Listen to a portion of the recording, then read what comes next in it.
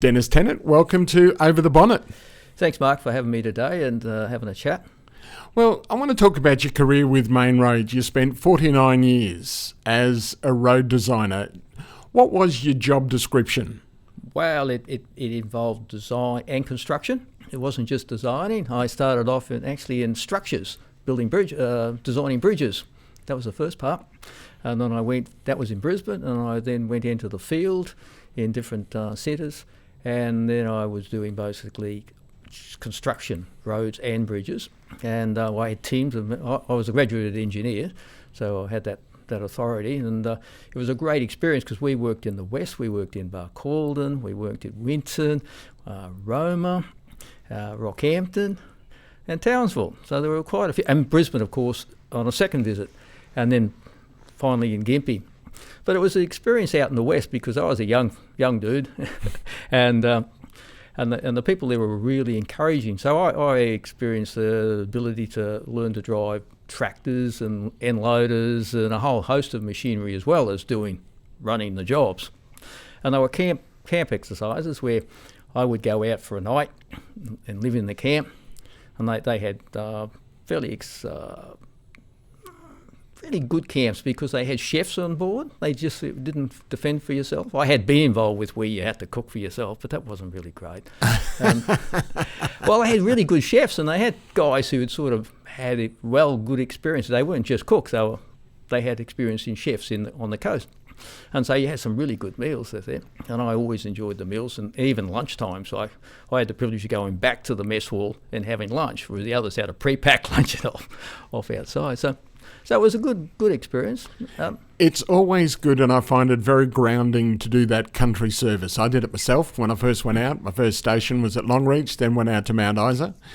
What did you find about country service that's different to coming back to the city? They were a lot friendlier. When we came back to Brisbane, I got married when I was in the west, and when my wife Janelle, we moved back to Brisbane. And it was interesting how I got back to Brisbane because I was on the side of a road, we were crushing sandstone, and the guy who's involved with that was out there talking. He said, where would you like to go next? And I said, anywhere but Brisbane. So where did I end up? Brisbane. But I found that they were withdrawn. They'd been in Brisbane. The guys there had been sort of in Brisbane a lot, and I was just a newcomer, and they really sort of didn't get to know me at all. Whereas when I went to the west, they were all, not over you, but they were more friendly. They invited you home and all that sort of stuff. That never happened. In fact, it was interesting because there was one guy who lived out near me, and for a month or so, I bussed in to the city, and then finally he lost his car, and I was actually given a car. After he lost his, and then he quickly tapped me on the shoulder. Where do you live? I said, I live there. He said, you can drop me home. So that was the sort of environment you had, and you didn't get invited to anywhere else or anything like that. Whereas in the West, we were a group, we were all involved with moving into the country, but we got to know a lot of country people, not just our own group. It was the country people, and they were really great. In fact, when we were in one centre, Barcaldine, they said, you're not a local until you've been there 20 years. So obviously we weren't there 20 years, but we got to know locals and well accepted by them. I think they were being pretty generous when they say only 20 years. Yeah, they probably were. Barcaldine was Australia's tidiest town at one stage, and a lot of people called it Barcaldine, and they hated it. Yeah, well, Barcaldine when I was there was it was a great little town because it was a tree of knowledge where the Union Party started, and that was at the railway station, and we lived just behind the railway station at the time. And but it was a great little town, lots of hotels per head of population, and Friday night was always a night out at the hotel with or the country club with your wives and that, and we all joined there and have had great times. Now, you say you were building bridges back in those days. Yep. Is that a boring thing? What's interesting about bridges? Bridges is you got to be, you got to plan it, particularly if you're in the West. It doesn't just happen. The resources aren't available just by making a phone call to the local quarry. You may have to actually import it, or you may actually win it from the side of the hill. But the gravels, and quite often we would set up a crushing machine and produce it ourselves. So you'd have to make concrete, you'd have to design the concrete because you didn't have a ready-mix concrete there, and you had to go through all those basic procedures and processes that aren't available or you don't have to do on the coast. You could ring up ready-mix on the coast and say, I want a certain strength concrete. When do you want it, sir? Such and such a time. Whereas out in the west you had to pre-plan it all. That was the same with road building. You couldn't just ring up and get bitumen the next morning or a couple of days' time to seal your roads. But the bridges were really interesting. You had to get your formwork, you had to design your formwork to ensure they didn't collapse and things like that. And now you're accountable for that. Whereas down on the coast you had more experienced people who could do that for you. There is that accountability with what you're doing, and people's lives depend on what you're doing. You might not think about it, but they do. They do. Yeah, you don't want things to collapse on people. You want the scaffolding to hold up under the loads that you're going to put under it, and there's a fair bit of weight in the concrete when you start pouring it, when it's liquid, before it holds itself up. Yeah, so there is an accountability. And workplace health and safety came in. Wasn't as strong in those days, but it came in as I had my experience, yes. How do you find that work health and safety from looking back over your career from when you first started to when you finished? That was always a challenge because they got more stringent and stringent as you went along. And it's more difficult in the urban areas, particularly if you're building roads. You've got to have a certain distance between traffic flowing and your work people. And you needed to have concrete barriers. Where in the west you didn't have that, you just had stop and go people and you stopped the traffic for a little while and you moved around. But yeah, it was. I thought it was essential to have if you reflect, because as you said, people's lives are important. If you look at some of the major structures built in the world, there were a lot of deaths, and they just seemed to be part of the plan. You think, hang on, you could do better than that. But they do say you can't legislate for common sense. Oh, absolutely not. If you've got common sense, you don't need it. But some people just don't have common sense, and they cut corners. They cut the cloth to suit the situation and say, oh no, we can get away with that, but maybe you can't. Is that the problem, that we need such heavy legislation with OH&S? Well, I wouldn't be one to make criticism of that. Well, just from what you've seen, like... Well, what I've seen, I think it's probably essential in some places. Other places, not essential at all, because the people's core values they value life and they don't want people injured, so they take all the precautions as necessary. Because road workers really do suffer dangers on the road. Is it sort of undervalued and underestimated, the amount of danger road workers are under? I think the average public doesn't appreciate the dangers the workers sitting there, particularly when they drive through a work site. That's why now they mostly have concrete barriers to try and protect the worker. And the speed limits are there to reduce the impact. They try to keep them as high as they can. Some people, I notice some construction workers keep the speed limit low out of hours, and all that does is reinforce the concept to the motorists that, what are we slowing down for? There's no reason to slow down. So when they really need to slow down, they're built in their mind, they just put the signs up at any time. So it's really important to sort of be vigilant and very practical about your speed limits through the site. Because they do that. They do leave the speed limits up there. And also I noticed, I was going down the Sunshine Coast the other day, and brand new highway, it's all been opened up, but it's still at the roadwork speed limit. Why do they do that? Do you tell me? I would frown upon that. I think it becomes a cost-cutting exercise. It takes a bit of effort and time to send workers out to change the sign. And whereas if you went to some automatics process where you can switch a button and change this, electronically, you would be able to do it fairly instantaneously. But it is an effort, and I suspect that's part of the reason. But I really don't know. I know when I was working in the field, I was quite diligent and jumped on contractors who just left them up idly, because it breeds that in the motorists. What do I care? They never have it right. Because you've got a brand new road, it's all opened up, and I think there's a couple of bridges around here that they stayed for a month or so after they were released at the roadwork speed limit. I suspect there's probably a bit of a fear on the contractor.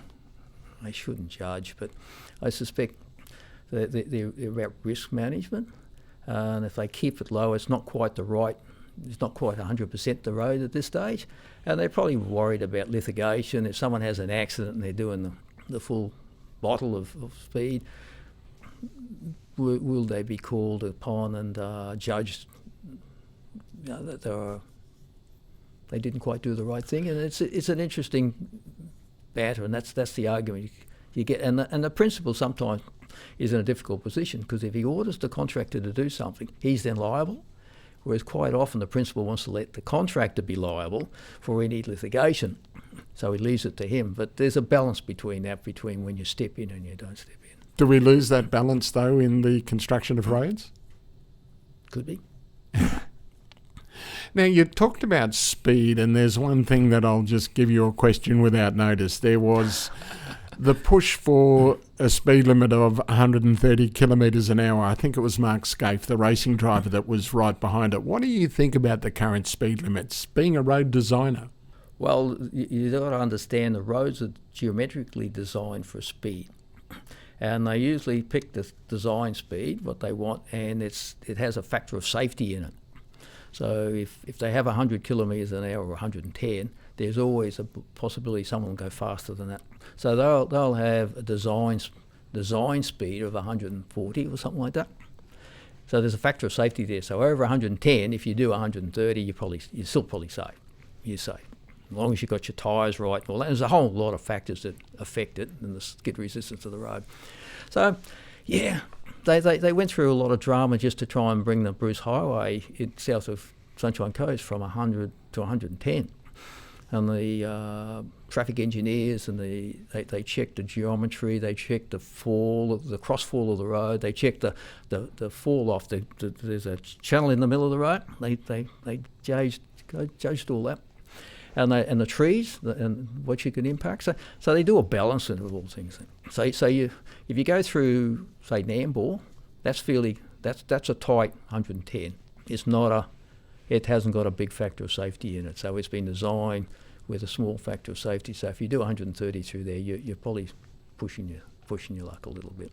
It's interesting, though, that you talk about a whole lot of parameters that most people really wouldn't think of, just to tack an extra 10 k's or 20 k's onto the speed limit.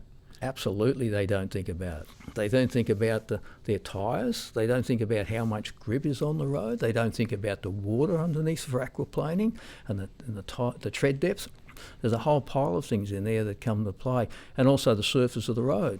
What surface of the road is it? What sort of asphalt is it? There's different types of asphalt that allows the open graded asphalt that allows the water to squeeze out through. It's like a honeycomb. And there's other dense graded asphalts that sort of ponds the water and lets the water flow. And if your tyres aren't real well, you can lose it really quickly if you're really speeding in certain conditions. And the chip seal, there's two types. There's the asphalt, where they mix it up like a concrete and lay it out. And there's also the chip seal, we call it, where they spray the bitumen down and then spread the aggregate across and let it stick as it cools. And that gives you more water to go. But it's noisy and it doesn't last very long. And it's so on the urban roads, you just don't use that. You use asphalt. Out in the bush, though, I remember when I was heading out that way, there was a lot of dirt roads. Oh, and yes. Now these days, most of them are bitumen. Yes. How have we come over the last 50 years? Are our roads out bush getting better? Oh, because you're extending the bitumen. And one of the issues with bitumen, if you extend the bitumen, you've still got to maintain it. It's like a painted house. You've got to repaint the house on a regular basis, otherwise it doesn't last. And same with the bitumen seal road. So once you seal it, you've then got to come back at some stage and resurface it. And that might mean an emulsion, something over the top of it, things like that. So you've got to have a maintenance program to do it. And I saw over the years with funding levels that sometimes they didn't have enough money to resurface the roads, and they start falling to bits. That's an interesting thing because of the, as you say, the funding. How long is the average road expected to last? 20 or 30 years.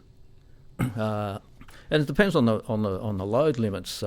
But in between, in that period, you would have gone over and resurfaced, if it's a chip seal, several times. So that's important. It's about preventing the water getting into the pavement material. And also the trucks are the issue. It's not the cars, it's the trucks. And if you overload a truck, it's exponential. So it could be, if it's twice the load overload, it's probably 4 to 8 times the damage that it does than a normal loaded truck. So it expands exponentially the damage. So that's why they're out there with scalies measuring the trucks. And of course there's the volume loading with the cattle. That came another thing, but that was a risk the government decided to take, and in the industry to have volume loading where they could load as many cattle on the truck as they like, and there was no weight limit on it. How has that affected the roads then? Oh, well, some of those roads then you knew that where they operated, and they had a band where they could operate, you knew you had a bit more maintenance process to do. Because people don't think about roads and maintenance. They just want to drive on them. It's one of those just a given that is in the background, but you never really think about. No, absolutely. I have on a road, I just want to drive, and I get quite annoyed if there's potholes and things like that. So I say, well, where are the maintenance people and things like that? So yeah, that's not unfair. Is that with you as a designer, as opposed to in one camp the maintenance people are in the other? Well, the maintenance people know what's required of them, because they're out there patching the roads there, and then there's another level that's sort of maintaining the regularity of resurfacing it. So it all fits together like a glove, you know. You can't have one without the other. And so the designers design it for their lifespan, which is usually 20 years. And of course, there's an expectation on what the predicted traffic is. So if it increases, you may have to resurface it. You may have to put more gravel on it in a shorter period of time. Now, I was talking to someone about bridges over in the US, and a lot of them are starting to suffer decay. Yes. How dangerous are these bridges, not just here but in the States? How long do they last before they do tend to collapse, because they would only have a limited lifespan? Yeah, we usually design a bridge for 50 to 100 years. Which really isn't very long when you think about it. Not really, no. And we've replaced bridges. It depends on how well you make your concrete and regular inspections. So there's another gamut of things. You design it, you got a good quality of gravels and making good concrete, and then that then determines the life. Like if you're around the saltwater environment, you know, there was a period of time we had the same strength concrete as we did in the West, but the salt water gets into it. So they found that wasn't lasting, so they had to redesign the concrete mixes to stop the water and the salt getting in and destroying the steel. So how porous is this concrete? You talk about the salt water getting into it. How porous is it? Depends on what you make. It depends on the strength. The stronger the concrete, the less permeability is. So you can make it less permeable by design. And it's a cost factor. And of course they add admixtures into it now, like fly ash and things like that helps the permeability. You started as an engineer. You got a scholarship way back in the younger days. Tell us about getting the scholarship. How important was that for you? Well, I came from a family that didn't have a lot of money, if I might say that. And it helped put me through university. Always wanted to build something. I think I started out, I thought I might like to be an architect, because my father was in the building industry. And but when it got offered, and I saw the ability to build roads and bridges, and that the structures was the key point. So I went for it, and I was successful. And it was a time when the University of Technology was starting up down the Botanical Garden. So it was his first infant. So there was a few government scholarships handed out at that time. So I was successful in getting one of those. I had good grades in grade 12, so I had good marks to get me through. It wasn't just given out, I had to earn it. And so that was an ability to sort of get university qualification, because they changed it to a university after a while. It was just a Institute of Technology, I think the correct name was at the time, and then by the time I finished it was a university. And so that was financially a great benefit. And I was bonded for a while, so I had to do a bit of Western tour, but you could have bought out the Bonnet. It wasn't much. It really a token thing, and some people did. You were happy to go, though, out west. Why didn't you want to stay in Brisbane if you studied here? I suppose I wasn't afraid to go out west, and I didn't have any great desire to stay in Brisbane, and the better work was outside of Brisbane, and in those days in the main roads, you did some of that western area, and it gave you a better chance of promotion. So they looked at your experience. So unless you're in around metropolitan where they're building a few freeways, and a lot of people couldn't get onto those, you went west. So you learned some basic stuff, and I think I learned a lot more basic stuff, and ability to talk to people and get things done.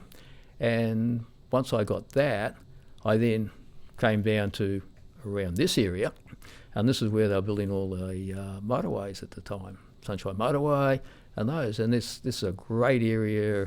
The Gympie office was involved all on Sunshine Coast, and it was a great opportunity to do contract work. It was a great opportunity involved with big bridges, bridges across the Maroochy River, things like that, and designing interchanges and all those sorts of things. So it was a great opportunity to sort of do that. Whereas if you're in Brisbane, and I did spend some time ultimately in Brisbane, and fortunately that was work really on the Sunshine Coast. The office was in Brisbane, but the work was on Sunshine Coast, so I got involved with that sort of thing as well. The lifestyle is so much different. And my wife was a country girl, and she liked the country. And so we moved. We had a son down in Brisbane, had a daughter too.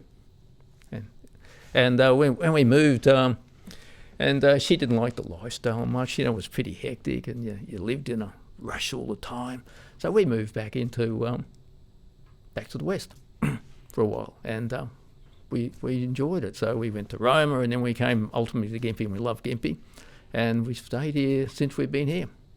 You did 49 years. You were bonded for a short time. Yeah. Why did you stay? I like to work.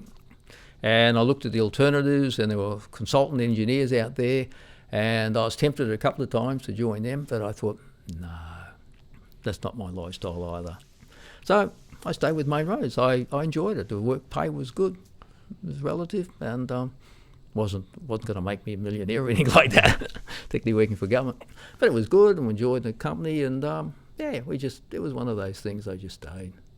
It's an interesting thing, though, designing bridges. You talked about the fact that you did it right from the start. What was the thing when you were a young fella? What did you want to be? A fireman? Anything like that? Why bridges? How did the design side of things come into fruition? Oh, I think I wanted to build things. As I said, my father was a builder, and I've always thought of building skyscrapers and things like that. So bridges was the next thing. When I was offered the scholarship, I thought, yeah, I can live with that. Yeah, you build things like Gateway. Not that I got on the Gateway Bridge, but you build things like Gateway bridges, and there's bigger viaducts in Europe and things like that. And a few of my colleagues ended up in Europe on those things, but I was pretty much a homeboy on surfing and things like that. So. Because I hear that you were quite the surfer back in your day, and you designed your first surfboard and built it. Tell us about that. Oh, that's an interesting story. Actually, I actually shaped the board. As I said, my father was always helpful, and we shaped the board under their house, and of course it was getting in winter. And before that, I'd spent a fair bit of time in the surfboard shops watching what they did. So we actually fiberglassed it in my mother's living room. And it was my father's birthday. It was around August, I remember that, because the resin smell got into his birthday cake. And so it wasn't edible at all. But yeah, we actually fiberglassed it in the living room, in the lounge room, and they were very amenable to me doing that.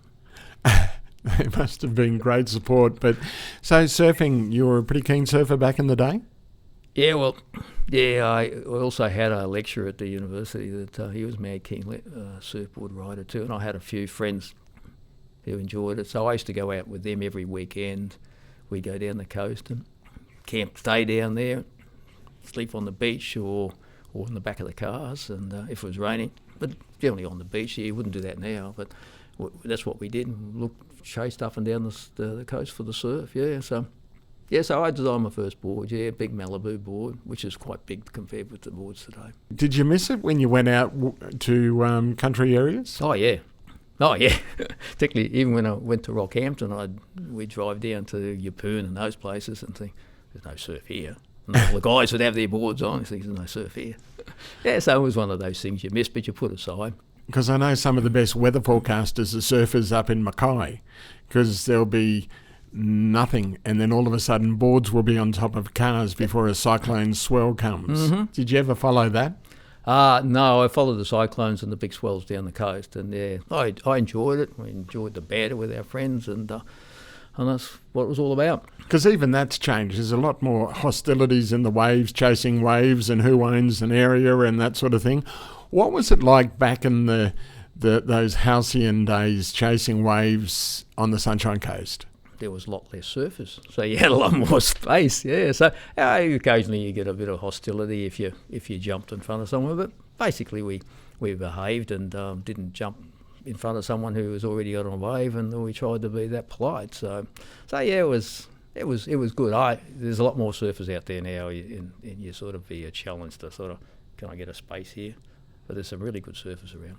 So did you take the chance to get back to the coast very often? No, I ended up doing other things.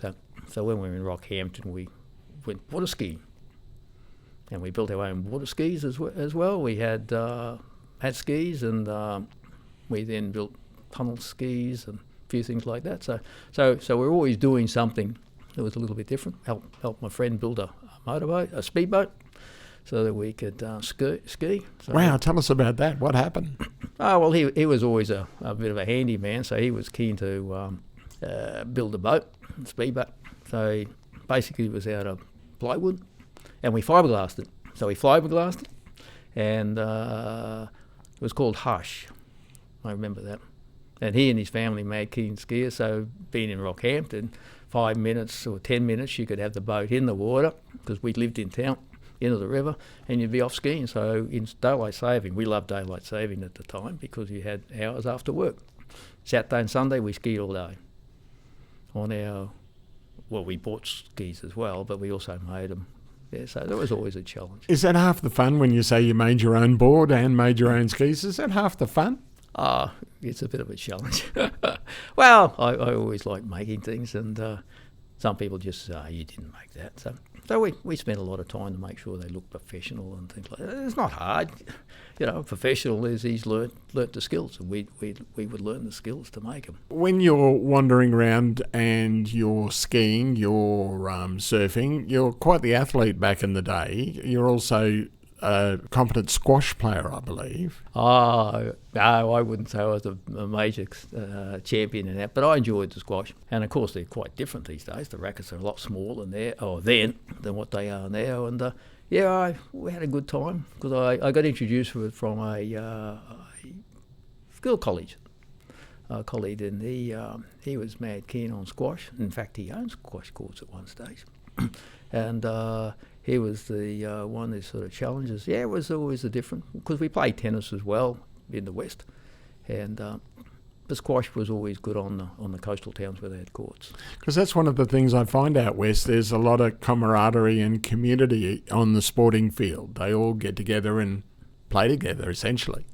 Yeah, tennis is quite favoured out there. Well, look at Pat Cash, came from Mount Isa. There you go. And golf was the other one. Greg Norman, Mount Isa. There you go. You can name it all, yeah. Yeah, well, you're always looking for something to do. So you didn't have surf and you didn't have things like that, but you did other things. You went gem hunting, things like that. So wow, gem hunting. Did you ever find anything really valuable? I wouldn't say valuable, but they little bits of opal, and we went to the opal fields, and we also found other gemstones around emerald. So yeah, it was an outing with friends and digging. So, and we also went bottle hunting too in the old dumps. Okay, and found bottles, different shapes of bottles and things like that. So you did different things. So, and we learnt to fly when we were on Rockhampton, so we did flying in Rockhampton. What drew you into flying in the first place? Being in Rockhampton, I was close to an airport. And it was a friend who introduced me to flying. Like another friend, another school colleague. Oh, come out. And I got hooked on it. So it was great, flying in a little Victor aeroplane that did aerobatics. So the instructor quite often coming back, he said, let's do a little bit. So we do some aerobatics, barrel rolls, loops and things like that. You got a passion for aerobatics. Yeah. I got a passion for that, and also just got a passion for flying because it was great. And I basically gave it up when I got married. My wife didn't like flying, and it was very expensive. And so I took a middle road. So I kept the license for a while, but to be proficient, you've got to do it quite regularly. So I just let it ride. Talk about what happens when you are flying aerobatics, because that is just something most people don't get to experience, let alone flying. Well, you've got to have a good stomach, that's the first thing, and you've got to have a good head, because as you're rolling around, things are spinning on you. So, yeah, it's just one of those thrills. I think people experience some of the thrills at the big shows these days, and some of those show rides, they spin around and twirl. So that's probably why with my youngest, I was always volunteered to be on the rides with him, with the younger. My wife wouldn't go on in the bed. How do you go through when you are getting ready for an aerobatic manoeuvre? Do you prep for it? Is there something that you pre-rehearse? How does it all come together? It just sort of happens where you make sure you're in the right airspace and you make sure you're at the right height, and then you just move into it. It sounds pretty simple, but it is, yeah. I just admire the ones who do the roulette guys and the ones who do formation flying, keeping wingspans, and that was always a discipline to try and keep yourself in the exact same level and direction and things like that. That was always a challenge for me to do that. The instructor would say, no, you're losing a bit, or you're doing that. But it was great fun. Did you ever think about a career in aviation to go and pursue it further? No. I saw it as maybe a possibility to fly around on job sites and things like that. Have your own aeroplane and do that. That was sort of, I might do that. But then I realised, no, that was fairly expensive. And I had a wife who didn't like flying, so why would I bother investing in something like that? Because in the West, it was quite common for people in properties to have planes, and instead of driving hundreds of kilometres, they just fly to where they want to go, their destination, and that was it. So that was a bit of a thought, but no, I dismissed that one fairly quickly. With your job in main roads, how often are you looking to expand your design parameters? Yeah, but quite often. Most of it was just pretty basic principles that you just followed, and there wasn't, unless you got onto the motorways, and that's when you could have a bit of a brainstorm to get quite different geometries and particularly interchanges. But the basic road was pretty simple to design, and bridges, well, you had your hydraulics you had to do, and you had to get the bridge span correct to make sure it didn't get washed away, and you had all those sorts of things. But that was pretty basic. What's the biggest challenge that you've had in your design career? That's an interesting question. I don't think I was tested beyond my ability. What gave you the biggest thrill? Just getting it out of the door on time, and something that matched up with the environment. And those ones are really around the coast, where you sort of far more aesthetic. In the West, it's basically give me a bitumen road and I'm happy. Around the coast, you need to sort of fit in with the environment. You need to fit with the aesthetics of the place. And on the coast, you had to make wildlife corridors. We built things for a bridge, particularly for wildlife, to go from one side of the road, the highway, to the other side. Do they actually use those things? You see them on some of the big roadworks, the span across the highway. Yep. Do the animals actually use them? Yeah, they put cameras up and they do check them. They are used.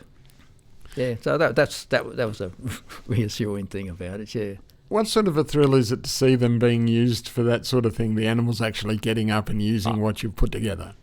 Well, it's just you're satisfied that you spent the money well, and you provided a continuation of the corridor for the animals. So rather than just putting a highway through, cutting it off, you provided a corridor so they could continue to move across the new highway. Sometimes the road has to move for animals. Have you had much, like, environmental problems?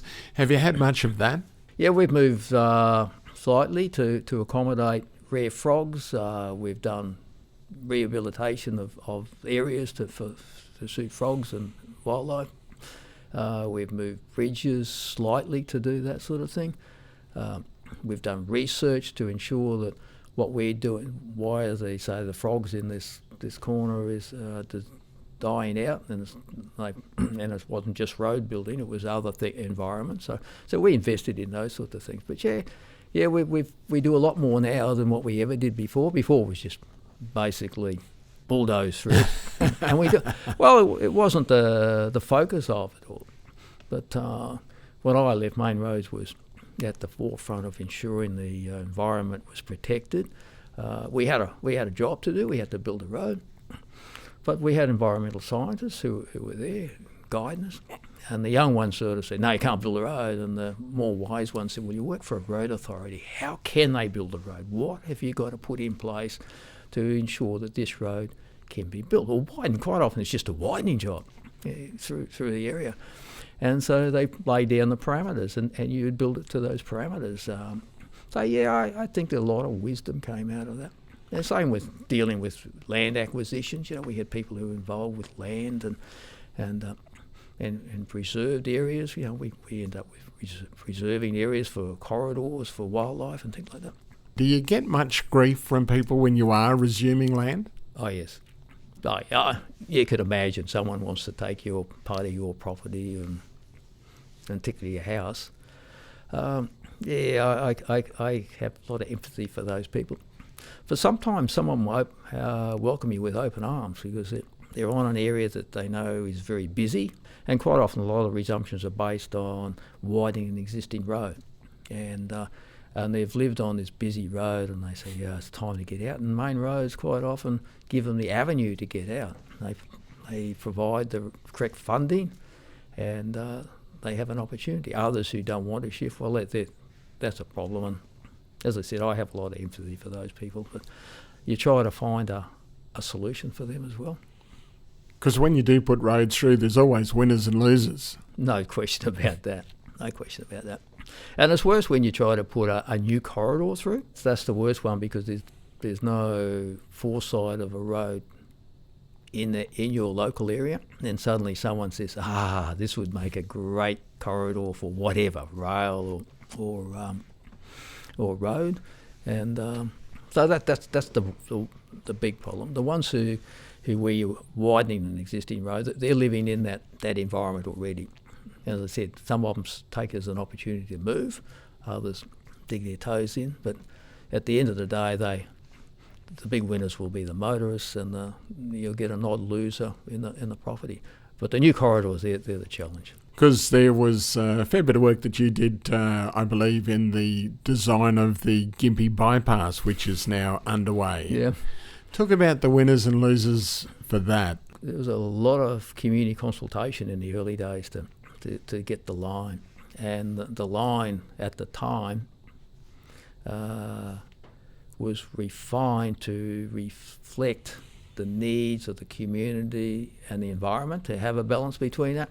So it missed houses, it tried to go up property lines and things like that. So through a consultation process, there was quite a large community. They drove that process to ensure that you just didn't knock wholesale willy-nilly things down. And you moved as close as you can to national forests, state forests, and try to preserve the properties. So the alignment moved and based on the community input. Is that a frustration, though, as a designer, when you go, wow, that's the way to do it, and then you have to move either for community, for frogs, for whatever? Is that frustrating as a designer? I think that's just part of the game. Well, I think if you had the open slather, yeah, it's probably as frustrating. But basically, the game is you got to blend it in. You got to meet the expectations of the community. Otherwise, you just won't build it. So I think that's the attitude you need to have when you're designing and building projects like that. Particularly new arterial roads, particularly the ones on a new alignment. That Gympie bypass is also creating a little bit of controversy at the moment with the Gimpy Pyramid. Yes. What's your take on that? Well, that's an interesting question, and I should be very careful what I say here. But You've retired. You can say what you like I now. can. But in the early days, there was a lot of expense went to investigating the pyramids, and through the community and through the indigenous community. And the report's done, and when I left there was they basically, I believe they resolved it. They had no significance. And but someone's dug it up and they think there is, so they're going through a process now which they're quite entitled to, and it will be interesting to see what happens with it. What do you think should happen and will happen? I can't answer that. I can't answer that one. That's and I'm not sure where it lands now, but I suspect it's with some Commonwealth environmental decision to be made. Because the Traveston Dam Yep. was stopped due to environmental concerns Yep. in the long term. Mm-hmm. Say this pyramid, could it be saved due to environmental concerns? It's interesting because it's stopping the job now, I understand. And I'm not involved with the job at all. I just hear a little bit on the grapevine, and I haven't spoken to specifically the people who may be able to give me a better answer. But yeah, that area is a no-go zone at the moment, and they're trying to work around it, so it's delaying the contractor. So they've got to come to a resolution of what they can and can't do on that site. But as you say, for, say, environmental things, it can have to sometimes be slightly realigned. Could that be what happens in this case? I'm not familiar with the final design, but... Yeah. If you were designing... Yeah, but they designed it on the basis that the road now aligns, takes it out. And they were leaving some parts and trying to manage through it. But yeah, I'm not quite sure. I can't give you an answer on that one. Why do you think there's such interest in that Gympie Pyramid? You've obviously been fairly hands-on with it in the design process. I think someone thinks it's got significance and they're out to sort of prove the point. Yet they've found nothing.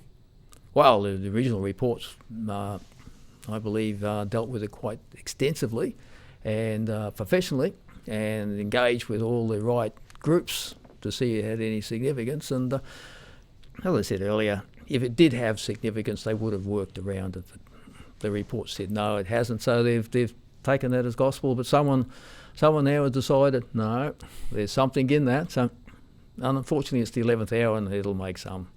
Watch this space. Yeah, that's what I would do. Is that going to cost money for the fact that it's holding up the job? Oh, of course it will. The contractor could have a legitimate claim if he, on a contractual basis, it was all open for him to sort of get into it, and then suddenly he stopped. So the principals obviously stopped him, and under a contract, he would, if he's stopped by the principal, he would have a legitimate claim if he's delayed. So, and that might be only a time claim, or it could be dollar claim if he had to do other more expensive process to keep the job flowing. So, yeah. How important is it to keep an eye on budgets as a road designer? How hard is it for you, and what sort of pressures are you under to keep it to cost? Enormous pressures, particularly big projects, because you're under the political look as well, because the politicians go out and say, we're going to build this for a certain amount of dollars. And they don't like you blowing the dollars. They like you to come out at the end and say this project came under cost. So there's enormous pressure to bring it under cost, and that's been successful. Wet weather is a big factor in all this. If you have really good weather, and you can get with your machinery in there and get going without wet weather, you'll bring the project under cost, under time, within time. If there's a lot of wet weather, you'll struggle to get the project within the cost of that. And then there's other factors too. Depends on how well the design's done. Is there any unforeseen subgrade material that you haven't taken account of? So if you've done your investigations well, all that should be there. So yeah, I think it's quite easy to, well, I say quite easy, there's a challenge, and you've got to monitor it. You can't just, it's like anything, you can do something, and if you don't keep a handle on the costs, you can blow it. It's just interesting when you say about all the preparation that goes on before even a spade is turned. You don't really think about that. How much work goes in, say, using the Gympie bypass, how much work goes on in the background before a spade is turned in construction? Regardless of whether it's Gympie bypass or not, there'll be an immense amount of preparation work in terms of the design.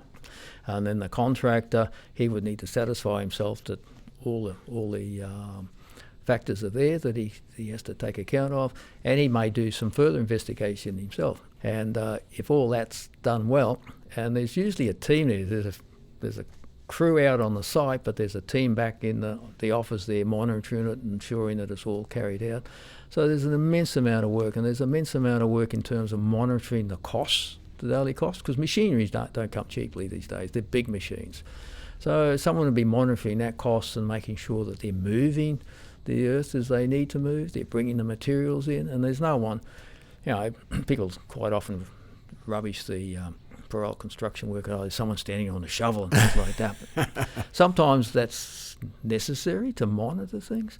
Sometimes there is, you sort of say, yeah, they are standing around too often, but there is a lot of supervision that goes in, a lot of what I call daily costing. People will be sort of checking the costs out on a daily basis. In fact, hourly basis, some of the big stuff. Some of the early Curragh projects, they had major earth-moving equipment, and they have big dollars. So they're not going to let them sit around for too long. They're going to make sure they're moving earth. And the contractor, he makes his money by ensuring that everything's moving quickly and efficiently. Who's under most pressure then when these big contractors are happening? You say that the big machinery has to be working. You're actually trying to keep a lid on the cost. You've got the politicians on one side. Who's under most pressure? I think there's a bit of pressure on everyone. But the contractor, obviously, because it's his money, he bid on it, and he'll be out to ensure that his shareholders return a profit in the company. And the project manager will be under immense pressure to ensure that it runs smoothly so he could deliver the project on time and under budget. And from his point of view, he'll put a value into the principal, and the principal will be paying what's owed under the contract. But if he can deliver the a cost of an item cheaper than what he put his bid in, he's making a profit, and that's where he wants to make his profit. So he's under an immense pressure, the project manager, to ensure everything's running quickly. Is it tough dealing with politicians? Now, that's an open-ended question. If everything goes well, not a problem. Because they change over time, like you were there for 49 years, and it would have been more than one government you had to deal with.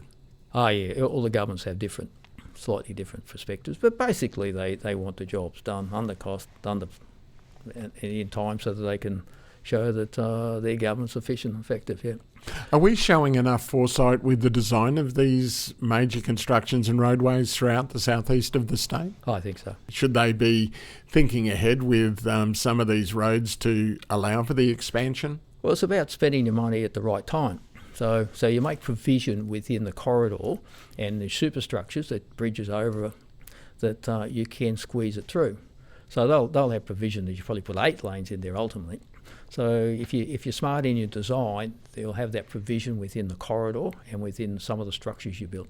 Some of the early days, the overhead bridges over the road weren't built to the stage where you could just lengthen them and things like that. So the Gympie bypass will certainly have a provision to be wider, but you wouldn't build it now because it's about the timing of your expenditure. It's like, I suppose, a house.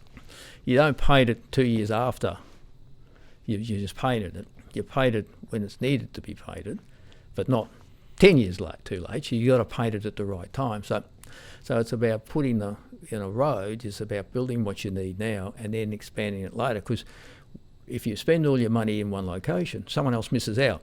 So you're trying to expand the road network, so you're going to put it in a logical sequence. So you wouldn't put it in straight away. Is there political pressure on you guys because of one particular electorate needs to get someone back and return to power? Do you feel that pressure? Oh, that was certainly happened over the years, yeah. Oh, I can't give much comment. You can feel it. You can feel that. You'll just see where it's happening. But there was a time the bicentennial money. There was 2 cents a litre. The Commonwealth put on it. That was a long time back. But you saw a big improvement in the road systems during that time. Should we be still taxing petrol to increase and step up and promote road building and construction? Well, they still tax petrol. Should we be doing more? Well, what they did then was they said 2 cents of all the tax will go to road building, whereas now it's just a general revenue, and then they distribute it out from that and decide, well, we'll spend this much on welfare, we'll spend this much on roads, and we'll on something else. Whereas before there was, as I said, that particular time they said we're going to put 2 cents on fuel, and that'll all go to roads, and you saw a big improvement. Main roads their money registration used to go to consolidated revenue. No, it didn't go into consolidated. It went into a trust fund, main roads, and they controlled it. Whereas now it goes into consolidated revenue. And when they made that move, they did say that the money that comes from registration would go into roads. So I don't know the budget configuration right now, but that's what they made the promise. Why did you step down when you did? Did you try and make the 50 years? Was it something that you went, half a century? I suppose there's a whole gamut of things, but basically I was on contract and my contract was coming up, and my wife was keen to sort of say, no, you put too many years in now. So 50 doesn't mean a lot more. That was probably a goal, but yeah, some people have got there, but I don't think it was a goal that you really needed to do. Now, I also believe that as part of your training, you were a powder monkey. What happened? How did that all come together? That was an interesting. We were doing blasting on the Rang bypass down the Gold Coast, and there was an opportunity to learn how to do blasting. I was the engineer on the project, and so I put my hand up and I learned how to. It was to show engineers how things happen. But because I was doing this particular job, I went a bit further and I ended up controlling some of the blasting. So yeah, you had to design the pattern and organise the drilling, and you had to organise the explosives that went into it and the firing pattern. And so yeah, it was just one of those things I wanted to do. So I had the opportunity. Not too many people had the opportunity. And I got a shot firer's licence out of it, which I kept current for a number of years. And then I said, no, I don't need to keep this going. Well, I wasn't practising, and you really need those things you need to practice. What was the feeling like, though, when you pressed the button and it went boom? Oh, exciting. No question about that. The biggest problem is if, and you just said, well, it worked. That was the biggest thrill, is that it fractured where it wanted to fracture. You didn't have rocks flying everywhere because you matted it. But sometimes if you put too much in, the mats would fly everywhere, and you had traffic. You had to stop traffic. You're in a built-up area. And so you had to have vibrations. You had to measure the vibrations. So it was a thrill that it was successful, that your pattern worked. You got the rock fragment the right size for moving. Yeah, so it was a good thrill. Is it something that most road designers should have to do, learn the get on the tools rather than just designing? Yeah, well, it could be. That was me. I just enjoy doing that sort of stuff. Not everyone, with like the blasting, would bother. They just, because you had the powder monkeys there, and they did most of it. I only did part of it. So I just enjoyed doing that. I enjoyed hopping on dozers and pushing on gravel in the west for making roads. I just enjoyed that. I enjoyed hands-on experience, and I probably still do it. Are most designers like that, or is it just you? some people just stay in design full stop and don't go out at all. I preferred to be building. Design was a strength that I enjoyed, and I probably spent more time in that as towards before I retired, because I was running construction and an office that had construction arms and also contract arms and also design arms. So I got involved with all of them. But it was because I went through the planning, I could talk to design officers and with some authority, because I knew what was kosher. And same with contracts, because I ran contracts, I knew what you could get away with and how you could bargain with contractors and negotiate. And I knew all the technology with materials, and so I could advise in terms of that looks nonsense or that's okay. When you're actually doing these things, do you have a favourite sort of roadway or bridge that you've worked on over the time? No, not necessarily. I just like them all. And my granddaughters say, "Did you build that one?" Yeah, I did actually. So yeah, I've been involved with lots of them. It's just one of those things you do, you achieve it. There must be a specific area that you've gone, wow, that's really come together the way you wanted it. I suppose part of it was around the Nerang bypass when we put the bridge across the Nerang River and the floodways there. That was interesting. It all came together well. What was the challenge? Oh, the challenge was building across the Nerang River and a floodway, and you had big hotels and that, block concrete, that you had to be careful when you were blasting and you're building through that and the vibrations. And that was interesting because that was one of the bridges, the Nerang River, to get down to the footings, the rock footings, they put these big cylinders down, steel cylinders about a metre. These were about a metre diameter. And you go down in those and you push them into the rock. You drive them into the rock with the hammers, big hammers. And then you go down inside them and you dig out the rock and you take it up in the buckets and until you get down to the solid rock. So one of the challenges, that's the challenge, and one of the jobs was to go down and inspect, are you far enough into the rock? Have you put this cylinder into the rock far enough? So that was an interesting job. You put your raincoats on and you put your earmuffs on and you go down in the buckets and get lower down below the water level, and the pumps are pumping the water out, and see if you've sealed it off. That was a challenge. You talk about your dad a fair bit as well. How important an influence was he on your life? Yeah, well, we got on really well. He was a sort of a quieter person, I suppose, and gave good counsel. And he was always there. I was in the Scouts, and he was always there supporting us in the Scouts. And as I said, he helped me build a surfboard. He was just always around. And he used to make the bikes. They talk about the kids have the bikes without the pedals now, the balance bikes. He used to make those for us.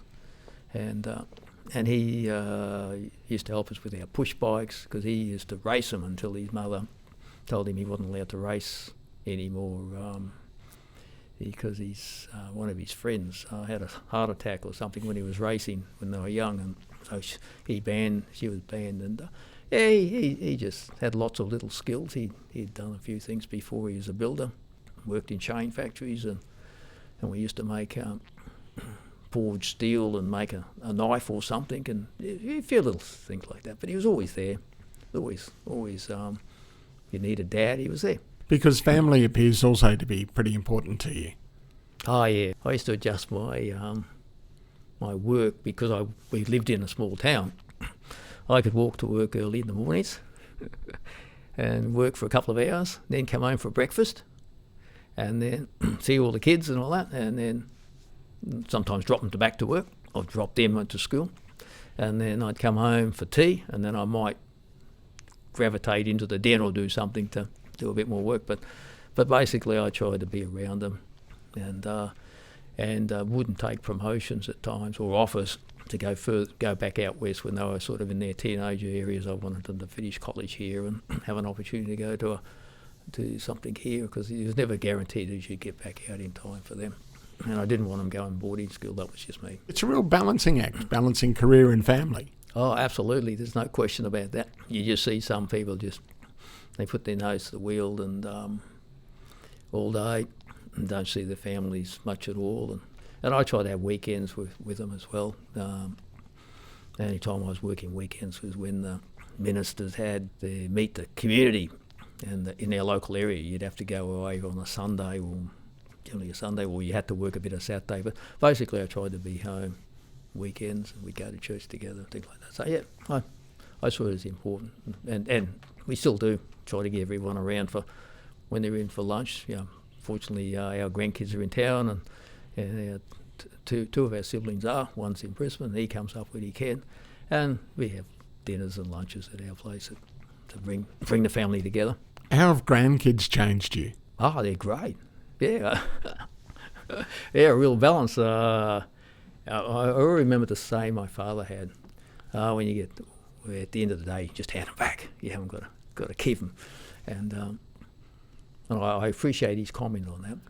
But we have them sleeping over and things like that. They're a real challenge, because today's different too, And you see such a diversity in the kids too. We'll have ones who just want to be outside all the time, and they'll come inside for a bit and they'll get restless really quick. Others who'll potter around and do play by themselves, but then you've got some who just don't want to, and some of them are real active, and the ones who aren't real active, they all like getting out, and we get them out and climbing trees and sliding on water slides and all those sorts of things, jumping on trampolines. You talk about the fact that they are different. It's a different world for them to grow up these days. Does that worry you with this whole COVID epidemic and things like that? No, not really. I think it is different, and I think you've got to have your hygiene, those sorts of things. So, and they were things that were drummed into me as a kid too, and my wife, wash your hands before you eat, do this sort of things. Don't touch that. Do this. So I think it's a world you live in, and you had influenza. Yeah, a whole pile of things. There's measles, mumps, and all that. So I think it's one of those things. You make sure your hygiene's right, and technology. Yeah, you just got to make sure there's a balance. You just don't let them sit on iPads or tablets all day. Get them out playing, and that's pretty important. Swimming. We got a pool, so they love swimming. So they'll swim there half a day. Make sure they don't get sunburned. Well, that's also the fact that living out in the country, it must be an advantage for kids growing up, though, compared to their city counterparts. Yeah, you can get involved with, when my kids were young, you could get involved with a lot of sports, and you didn't have to travel too far. Whereas I remember in Brisbane, you had to travel half an hour particularly if there were sports on one side or the other. So we didn't do that. I got involved with Scouts, which was local. But yeah, my kids grew up in that way, and even now, the grandkids, they get involved with things, and you don't have to travel a long way unless you represent the Wide Bay area or something like that, and then you've got to travel a fair bit. But other than this, you can be involved with most of the sports locally. You can get involved with all the different codes of football, soccer, karates, all those sorts of things. When you look back after 49 years designing and building roads and construction, what is the best memory that you take away from it? Oh, the camaraderie. Made a lot of good friends. And we saw a state because it was like a family. Main Roads was like a family. And has it changed? Oh, it's starting to change more. Yeah, it wasn't, because more and more people. There was a great stability of people in Main Roads at those days, and like anything, it's like you become family. Whereas when you got people, particularly hierarchy, moving in and out, they don't know you. You're just another number. But yeah, it was a great camaraderie, and we enjoyed travelling around, meeting people. I believe when you did leave, 3 people took over what you were doing. You were talking about you were replaced by 3 people when you left. How does that make you feel? Oh, I did a good job, and I needed 3 people to replace me. It's interesting over the time. I've had PAs, personal assistants, who one person could manage, and then when she moved on, they needed two. So over the time, there's people who aren't quite as efficient and effective. Dennis Tennant, thanks for joining us over the bonnet. Thanks for the chat, Mark.